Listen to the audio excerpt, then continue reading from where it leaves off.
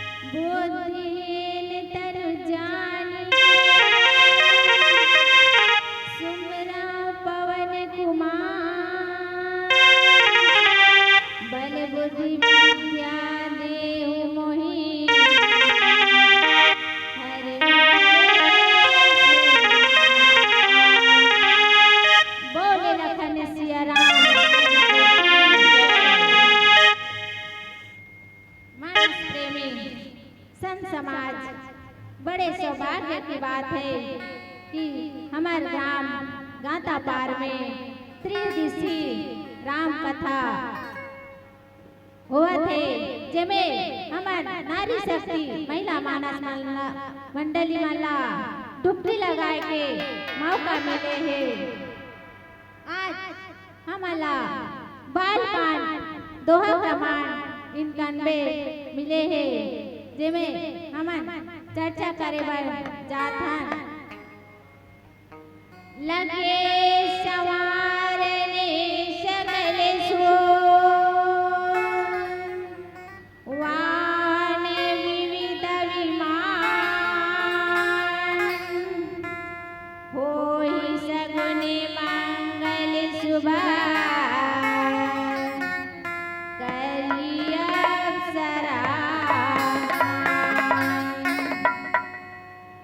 कथा प्रसंग शिव के विवाह के हरे।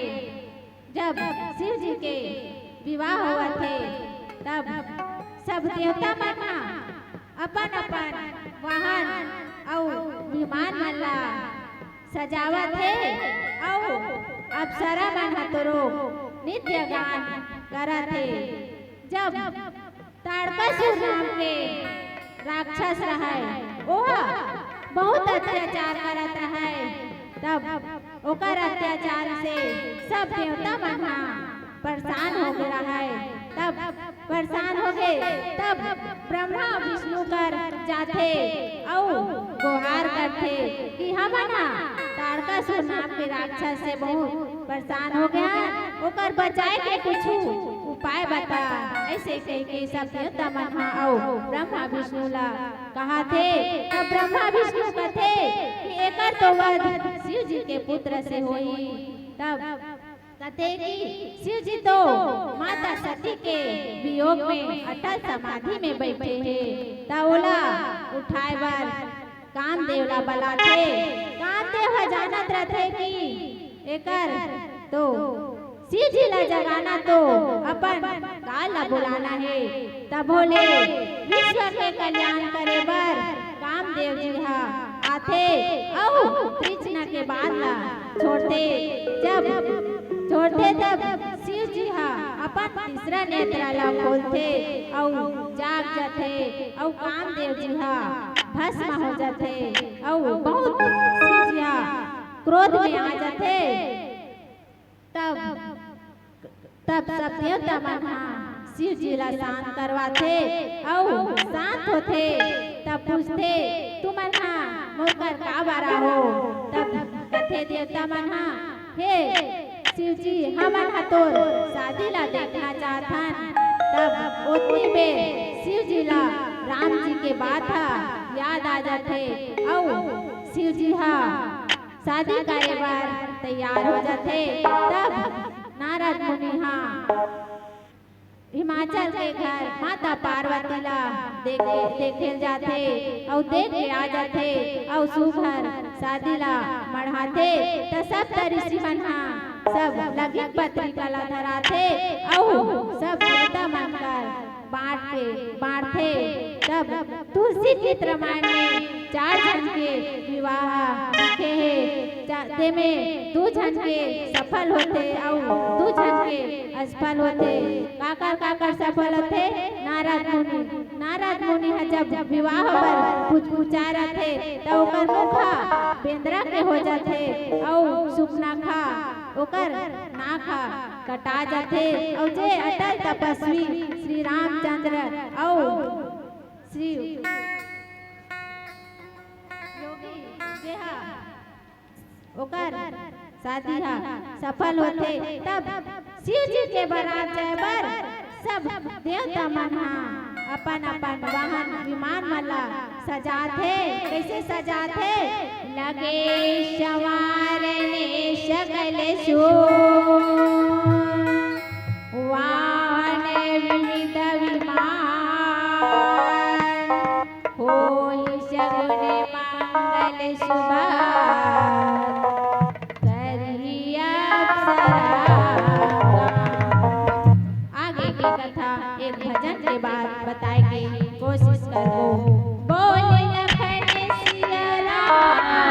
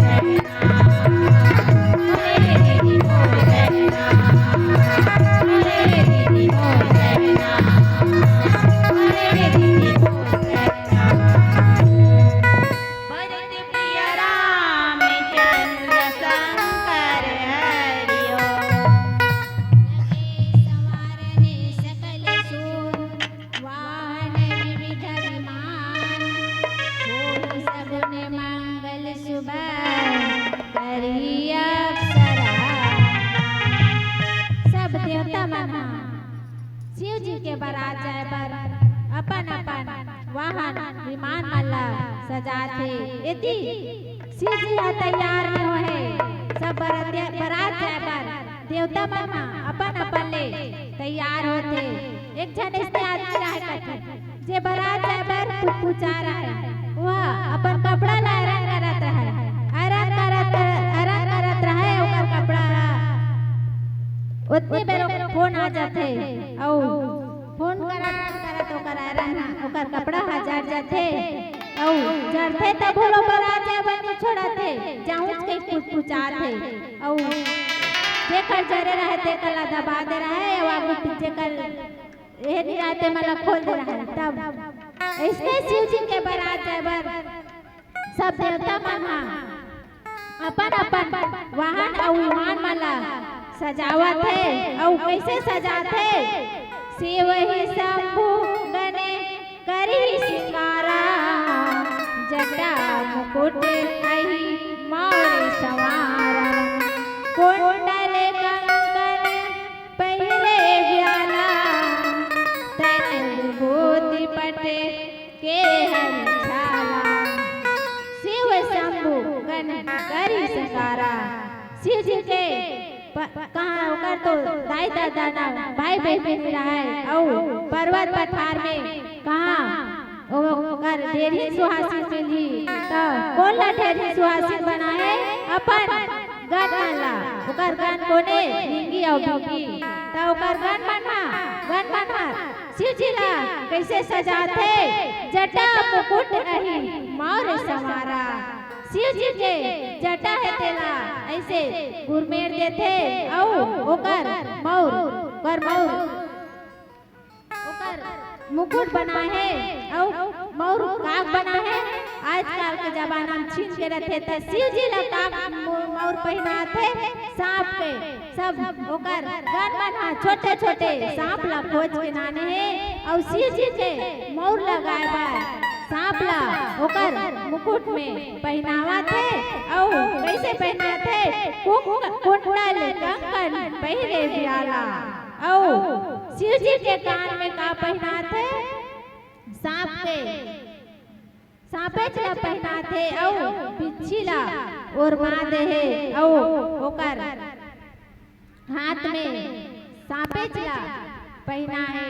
ऐसे शिव जी के गाना शिव जी ला श्रृंगार करत है और तन विभूति पट के हरि छाला। शिव जी ला कहाँ तेल हल्दी चढ़ाते कहता का चढ़ाते तन विभूति पट के हरि छाला। मसान गन के राख लनान के शिव जी ऊपर लगावत है और जे मरे है मृग तेकर छाला ला शिव जी ला पहनाथे और बेट के जगन सी सांप ला लपेटे है कहा सांप ला तेहा निकालबे मत चुप्पे चाप और मेरा बे ऐसे के शिव जी ओकर गन बना सांप ला कहा थे औ कैसे शिव जी ला सजाथे शशि ललाट सुंदर सिर गंगा नयन तीन उपबीत भुजंगा गरल कंठ और नरसिंह माला आशीर्वेश शिव धाम कृपाला। शिव जी ला कैसे श्रृंगार करते शशि ललाट सुंदर सिर रंगा। शिव जी के मस्तक में सुंदर दूध के चंद्रमाला लान के लटकाए तेकर से चंद्रमा शीतल है औ सिर गंगा और ओकर मस्तक में गंगा माता विराजमान है और नयन तीन उपबीत भुजंगा। शिव जी के ओकर आँखी में तोरो सांपला और माँ है और उपबीत भुजंगा ओकर जनेऊ के जगह में तोरो सांपे चिला लटका है।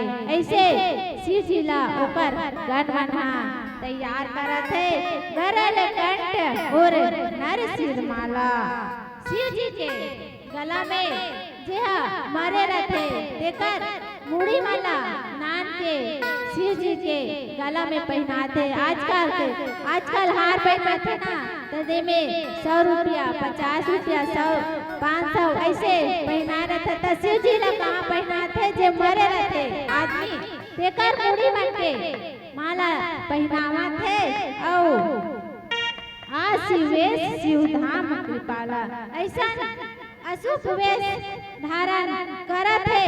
तब बोले शिव मंगल के धामे, कृपा के धामे। काबर शिव जी ला तो सब ओकर गण मना सांप के माला पहना है, सांप के कुंडल पहना है, औ मसान गण के राख नाक के चुपरे है, औ मरे मृग के छाला ला पहना है, औ ओकर मस्तक में चंद्रमा ला विराजमान है, औ कान में ओकर मुड़ी में सब मुड़ी के माला पहना है। ऐसा वेश धारण करे। तब बोले शिव जी हा कृपा के धाम में। देखरे से शिव जी लगत है। बोले पशुपतिनाथ की जय। आगे की कथा एक भजन के बाद बताबो। बोले लखन सिया राम चंद्र शंकर हरि, भरत प्रिय राम चंद्र शंकर हरि। डारली चुटकी पाना गिरे, देखो भुइया मधी।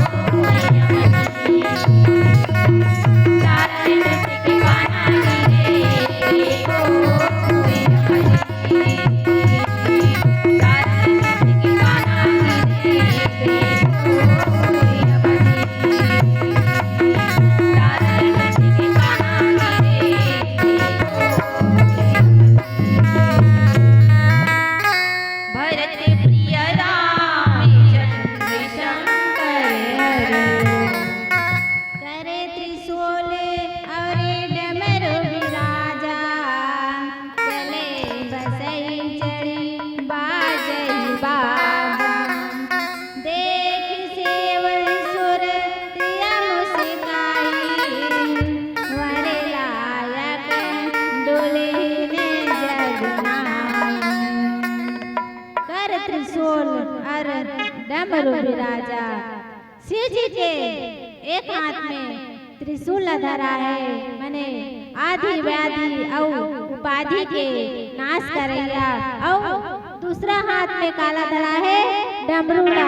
आजकल दुल्हन वाला काला धरा थे, भरवा गाड़ी धरा थे तब वो मड़वाला मारते। इसलिए आज शिव जी ला एक हाथ में डमरूला धरा है, और कैसे कहते चले बस ही चढ़ी बाजा ही बाजा। और शिव जी कामे बैठ के बारात जाते बैला में बैठ के बारात जाता वाला किराया भाड़ा नहीं लागत थे अपन बैला में बढ़िया। शिव जी बारात जाते, जब बारात जाते तब सब बाजा बाजा थे, और शिव जी खुद अपन हाथ में डमरू धरे तेला अपन बजावत शिव जी जावत है, और देख शिव श्री सूर्य मुस्काई। जब शिव जी के वेश ला देख के, ओकर वेशभूषा ला देख के सब देवी मन हंसत है, और कहा थे कि वर नायक दुल्हन जग नहीं। तब कहा थे ऐसा दुल्हन बतो जे बहुत बड़ा सा दिखत है, तेकर बतो ये संसार में दुल्हन नहीं मिली। ऐसे कह के सब देवी मन शिव जी ला देख के हंसत है, औ कहा थे विष्णु बिरंची आदि सूर्य व्राता, चढ़ी चढ़ी वान चले बराता। सूर्य समाज सब भांति अनूपा, नहीं बरात दुल्हा रूपा। विष्णु बिरंची आदि सूर्यव्राता, विष्णु और ब्रह्मा जी अपन वाहन में चढ़ के जावत है, और चढ़ी वाहन चले बराता। और ओकर वेशभूषा कैसा रहा है, वो मन तो सुंदर सोना चांदी के आभूषण पहने रहे, तेकर से ओकर सब बरतिया मन अच्छा दिखत रहे, और सूर्य समाज सब भांति रूपा, नहीं बरात दुल्हन रूपा। काबर सब ब्रह्मा विष्णु मन सोने का भूषण पहने रहे, तब कहा थे कि हम ओ बरात के लायक नहीं हैं। ऐसे कह के सब देवता मन कहा थे, और आगे का कहा थे एक भजन के बाद बताओ। बोले लखन सिया राम चंद्र सागर, भरत प्रिय राम चंद्र शंकर हरियो, चंदना गजाबो बरतिया, भोला की बरतिया हो।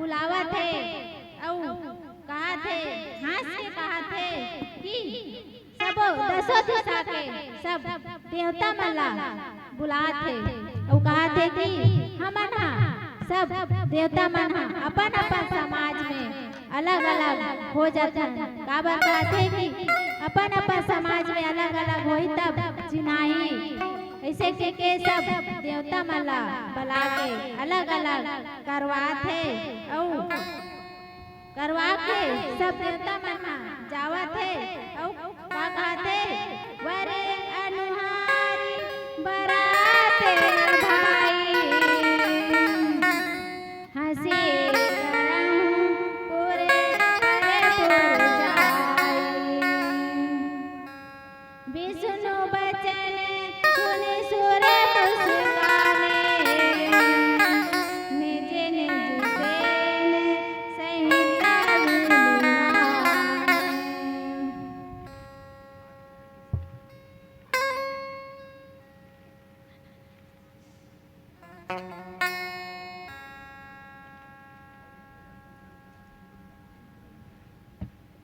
अब एक भजन के बाद अपन विदा लेबो। भरत प्रिय राम चंद्र शंकर हरि दाई मोरी पथिरा की भगवान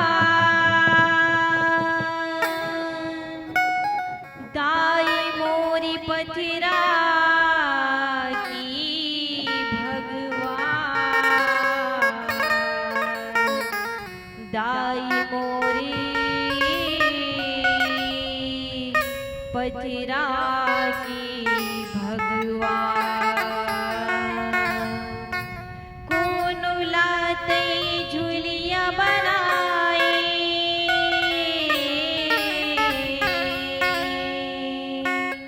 कौन लाते झुलिया बनाई कौन ला धनवा